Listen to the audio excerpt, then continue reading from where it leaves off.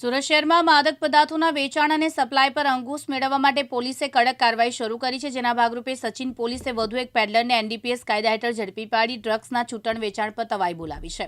પોલીસે બાતમીના આધારે કાર્યવાહી કરીને એક ઇસમને 88 ગ્રામ ગાંજા સાથે ઝડપી પાડ્યો, જેની કિંમત આશરે 4,400 જેટલી આંકવામાં આવી છે. બાતમીના આધારે સચિન પોલીસે જૂના સ્લમ બોર્ડ વિસ્તારમાંથી કાર્યવાહી કરી. ચોક્કસ બાતમી મળતા પોલીસની ટીમે સચિન જૂના સ્લમ બોર્ડ ખાતે આવેલ મેલ્લી માતાના મંદિર પાસે ફૂટપાથ ઉપર જારમાં છૂટા ગાંજાનું વેચાણ કરી રહેલા આરોપીને રંગે હાથે પકડી પાડ્યો હતો. No drugs in Surat city અભિયાન અંતર્ગત સુરત શહેરના માનનીય પોલીસ કમિશનર શ્રી અરુપમસિંહ ગેહલોત સાહેબે આ અસામાજિક પ્રવૃત્તિ એટલે ડ્રગ્સની અસામાજિક પ્રવૃત્તિ સાથે સંકળાયેલા આરોપીઓ વિરુદ્ધમાં એક સ્પેશિયલ ડ્રાઈવનું આયોજન કરવા માટે જરૂરી સૂચના અને માર્ગદર્શન સબોર્ડિનેટ અધિકારી અને કર્મચારીઓને આપેલ હતી. તે અનુસંધાને સેક્ટર 2ના જેસીપી માન્ય શ્રી કે.એન. ડામોર સાહેબ અને ઝોન 6ના ડીસીપી માન્ય શ્રી રાજેશ પરમાર સાહેબે જરૂરી અને સૂચના અને માર્ગદર્શન આપેલ હતી. તે અનુસંધાને સચિન પોલીસ સ્ટેશનના ડિસ્ટાફના પોલીસ કર્મચારીઓને એક સ્પેસિફિક બાતમી મળેલી હતી કે સચિન વિસ્તારમાં એક જૂનું સ્લમ બોર્ડ વિસ્તાર જે છે ત્યાં મેલડી માતાનું મંદિર છે, એની બાજુમાં ફૂટપાથ છે.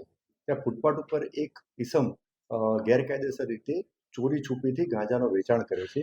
આ સ્પેસિફિક બાતમી આધારે જે કાયદેસરની કાર્યવાહી કરવાની હોય સચિન પોલીસ સ્ટેશનના પોલીસ ઇન્સ્પેક્ટર શ્રી પી.એન. વાઘેલા અને એમનો સ્ટાફ અને સરકારી પંચો સાથે બાતમીમાં જે મળેલું હતું ત્યાં જગ્યાએ પહોંચી અને ત્યાં બાતમીમાં જે વર્ણનવાળો ઈસમ મળેલો હતો તે ઈસમ ફૂટપાથ ઉપર મળી આવતા તેની અંગઝડતી કરતા તેના પેન્ટના ખિસ્સામાંથી એક પ્લાસ્ટિકની કોથળી મળી આવેલી હતી અને એ પ્લાસ્ટિકની કોથળીમાં બીજી એક પ્લાસ્ટિકની બેગ મળી આવેલી હતી અને એમાં ગાંજા જેવો એક વનસ્પતિજન્ય પદાર્થ મળી આવેલો હતો જે આછા ભૂખરા રંગનો હતો અને પાંદડા, ડાળખા અને બીજગ્રસ્ત હતો અને એની પરીક્ષણ કરવા માટે સ્થળ ઉપર એફએસએલના અધિકારીને બોલાવવામાં આવે.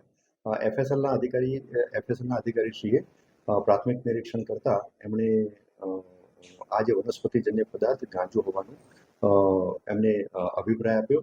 જે અનુસંધાને આ જે ઈસમ કે જેનું પૂરું નામ વિજય અશોક બૈસાની એનું રહેવાસી જે છે અંબિકાનગર પારડી કણદે સચિન સુરતનો રહેવાસી છે અને મૂળ એ જે છે એ તાઉખેડા સ્કૂલની બાજુમાં ગામ તાઉખેડા, તાલુકો જિલ્લો નંદુરબાર, મહારાષ્ટ્રનો વતની છે.